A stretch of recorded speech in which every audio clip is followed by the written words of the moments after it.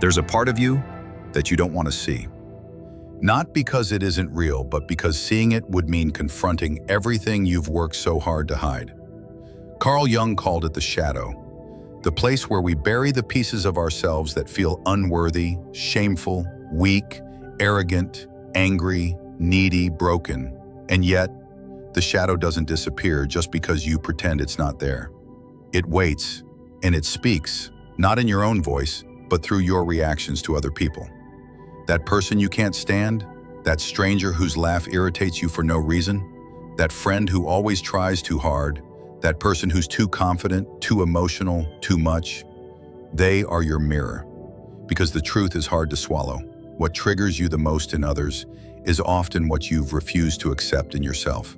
The louder your judgment, the deeper your denial. You say, "I'd never act like that."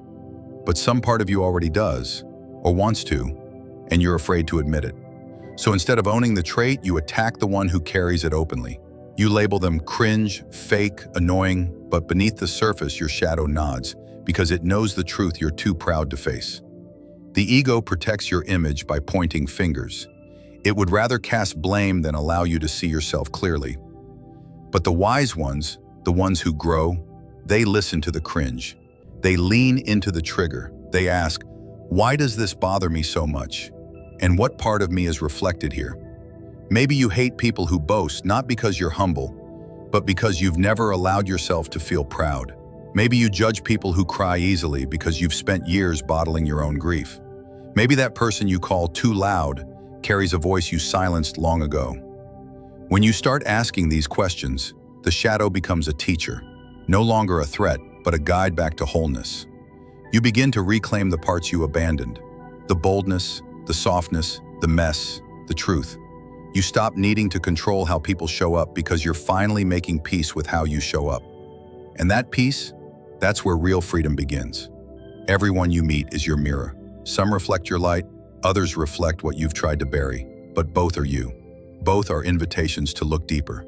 Judgment is easy, projection is automatic, but self-awareness, that's work. And if you're brave enough to do it, you'll begin to feel something shift. The world softens. The need to criticize fades. You no longer react, you reflect. And in that reflection, you see yourself, not the edited version, but the whole truth. And maybe for the first time, you realize that every trigger wasn't a threat, but a clue, pointing to the part of you still waiting to be seen, accepted, and finally set free.